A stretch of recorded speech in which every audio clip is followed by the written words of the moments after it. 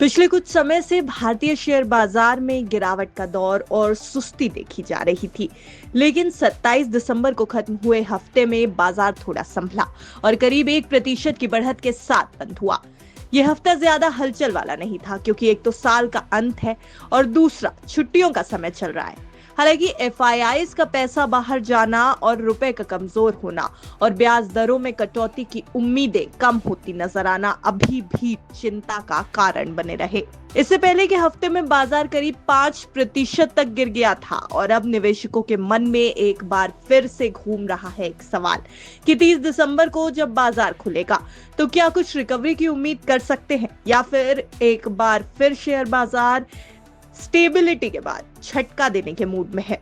तो बाजार के मूड माहौल को समझने के लिए चलिए एक नजर डाल लेते हैं पिछले हफ्ते के कुछ इंपॉर्टेंट इंडेक्सेस पर और फिर बात करेंगे कि शेयर बाजार में क्या कुछ नया एक्शन देखने को मिल सकता है। एक बार अगर आंकड़ों पर नजर डालें तो बीते हफ्ते निफ्टी लगभग 1% के आसपास की बढ़त दिखाकर 23,813 के स्तर पर क्लोज हुआ है। वहीं निफ्टी बैंक की अगर बात की जाए तो इसमें 1% से ज्यादा की बढ़त रही और ये 51,311 के लेवल पर क्लोज हुआ। अगर सेक्टर स्पेसिफिक आंकड़ों पर नजर डालें तो लगभग ज्यादातर सेक्टर्स पॉजिटिव आपको नजर आएंगे। हालांकि आईटी, मेटल और मीडिया पर दबाव देखने को मिला पिछले हफ्ते।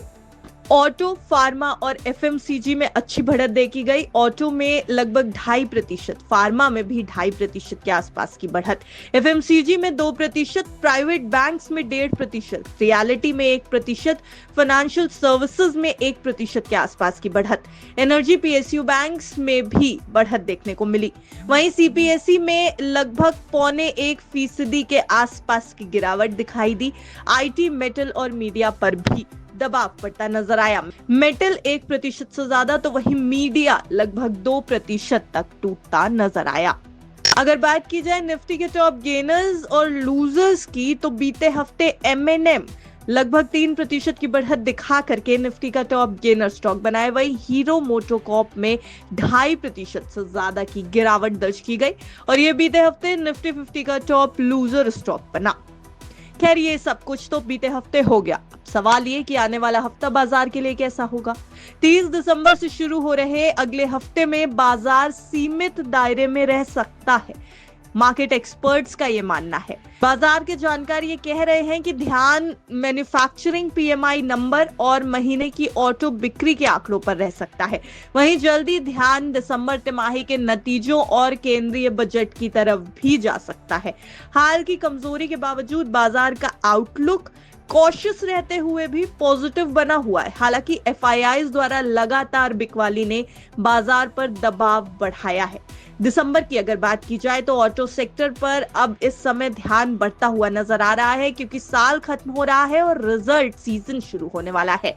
बिक्री में बढ़त और बेहतर वैल्यूएशन की ऑटो सेक्टर से उम्मीद की जा रही है। 1 जनवरी को प्रमुख बिक्री के आंकड़े भी आने वाले हैं। जनवरी के पहले हफ्ते में बैंकिंग, एफएमसीजी, रियल एस्टेट और मेटल सेक्टर की कंपनियां अपने तिमाही अपडेट जारी कर देंगी और Q3 के नतीजों के बारे में जानकारी दे देंगी। कुछ इंपॉर्टेंट इवेंट्स हैं जो अगले हफ्ते होंगे और शेयर बाजार पर असर डाल सकते हैं। शुरुआत 30 दिसंबर से करते हैं तो इस दिन जापान के दिसंबर मैन्युफैक्चरिंग पीएमआई के आंकड़े आने हैं। वहीं यूरोप के दिसंबर महंगाई के आंकड़े भी आने हैं।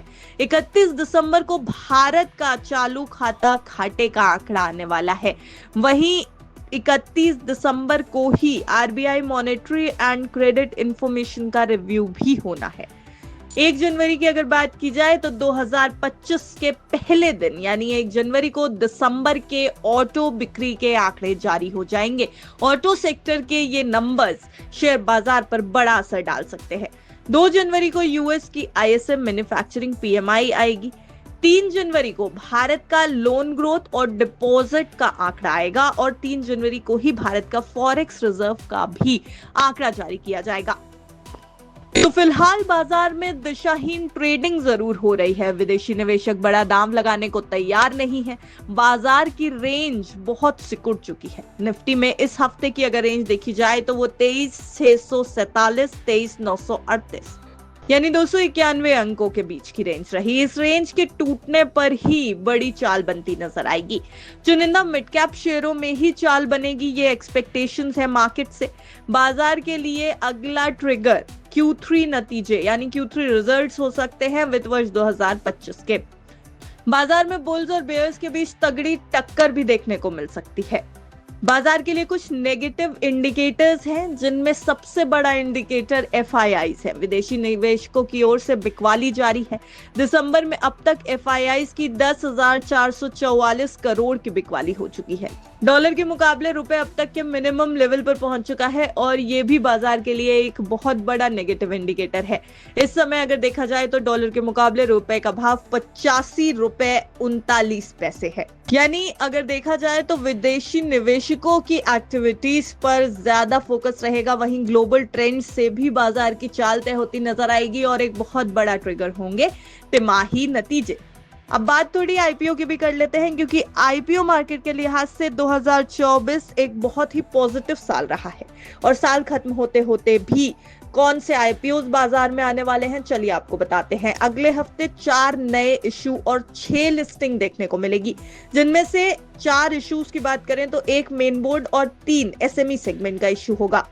2025 की ओर देखते हुए आईपीओ बाजार में मजबूत स्पीड अगले साल जारी रहेगी और कुछ एक्सपर्ट्स का अनुमान है कि फंड जुटाने का आंकड़ा लगभग 2 लाख करोड़ रुपए को पार कर जाएगा। इस साल के लिहाज से अगर देखा जाए यानी 2024 के लिहाज से कंपनियों ने मिलकर रिकॉर्ड 1,30,000 करोड़ रुपए आईपीओ के जरिए जुटाए हैं। मेन बोर्ड सेगमेंट के इशू की बात की जाए तो कंपनी का नाम है इंडो फार्म इक्विपमेंट। ट्रैक्टर और पिक एंड कैरी क्रेन की निर्माता कंपनी 31 दिसंबर को अपना आईपीओ लेकर के आएगी। यह आईपीओ 2 जनवरी को क्लोज होगा। कंपनी ने आईपीओ के लिए 204 से 215 रुपए का प्राइस बैंड तय किया है, जहां निवेशक एक लॉट में 69 शेयर और उसके बाद मल्टीपल में शेयर खरीद सकते हैं। मार्केट सोर्सेस के मुताबिक अगर देखा जाए तो अनलिस्टेड मार्केट में इंडो फार्म इक्विपमेंट आईपीओ का जीएमपी इस समय 85 रुपए है। टेक्निकेम ऑर्गेनिक्स का आईपीओ एसएमई सेगमेंट का आईपीओ है, जो 31 दिसंबर को सब्सक्रिप्शन के लिए खुलेगा और 2 जनवरी तक इसमें आप बोली लगा सकते हैं। ये पूरी तरह से 25 करोड़ रुपए की नई इक्विटी सेल के लिए आएगा। इस इशू का प्राइस बैंड 52 रुपए से 55 रुपए प्रति शेयर रखा गया है और अनलिस्टेड मार्केट में सोर्सेस के थ्रू इस समय इस कंपनी का आईपीओ का जीएमपी 11 रुपए है। दूसरा एसएमई सेगमेंट का आईपीओ है लियो ड्राई फ्रूट्स एंड स्पाइसेस का। ये 1 जनवरी 2025 को सब्सक्रिप्शन के लिए खुलेगा और 3 जनवरी को बंद होगा। इसके शेयर बीएसई एसएमई पर 8 जनवरी को लिस्ट होंगे। प्राइस बैंड 51 रुपए से 52 रुपए के बीच है। वहीं एप्लीकेशन के साथ मिनिमम लॉट साइज 2000 शेयरों का है। रिटेल इन्वेस्टर्स के लिए मिनिमम इन्वेस्टमेंट अमाउंट 1,04,000 रुपए होगा। मार्केट एक्सपर्ट्स के मुताबिक Leo dry fruits and spices IPO का जीएमपी इस समय 0 रुपए दिखाई दे रहा है अनलिस्टेड मार्केट में। अब आते हैं फैब्टेक टेक्नोलॉजीज क्लीन रूम्स लिमिटेड के आईपीओ पर। यह भी एसएमई सेगमेंट का आईपीओ है। 3 जनवरी 2025 को खुलकर 7 जनवरी 2025 को यह इशू बंद होगा। इसके लिए फिलहाल प्राइस बैंड अनाउंस नहीं किया गया है। एक्सपर्ट्स की राय है कि बाजार मौजूदा स्तरों पर कंसोलिडेट करेगा और फिलहाल वेट एंड वॉच की स्ट्रैटेजी रखनी चाहिए। गिरावट में खरीदारी का मौका ढूंढना चाहिए। निफ्टी बैंक निफ्टी के अहम लेवल्स अगर देखे जाएं तो सपोर्ट लेवल निफ्टी का इस समय 23,690, 23,650 और 23,600 बन रहा है। वहीं रेजिस्टेंस लेवल 23,950, 24,050 बन रहा है। बैंक निफ्टी का सपोर्ट लेवल देखें तो ये 51,100, 51,000 है। वहीं बैंक निफ्टी के रेजिस्टेंस लेवल होंगे 51,600, 51,750। यानी कुल मिलाकर पिछले कुछ समय से निफ्टी ने कई तरह का रुख दिखाया। रिटेल निवेशक नर्वस दिख रहे हैं, अभी भी बाजार में उतार चढ़ाव की संभावना दिख रही है। अब ऐसे में एक्सपर्ट्स की निवेशकों को यही सलाह है कि वेट एंड वॉच मोड में रहिए, बाय ऑन डिप्स की स्ट्रैटेजी रखिए। ये अक्यूमुलेशन के लिए एक बेहतर समय हो सकता है। अब देखना यह होगा कि बाजार आने वाले हफ्ते में क्या रुख दिखाएगा। आपको क्या लगता है हमें कमेंट बॉक्स में जरूर बताएं। लेकिन ये पूरी रिपोर्ट सिर्फ आपकी जानकारी के लिए तैयार की गई है, इस बात का ध्यान रखें और बाजार में निवेश करने से पहले अपने फाइनेंशियल एडवाइजर की राय जरूर ले लें। हमारी सलाह है कि बिना फाइनेंशियल एडवाइजर की राय के कहीं भी दांव ना लगाएं। ब्यूरो रिपोर्ट बिस्तर।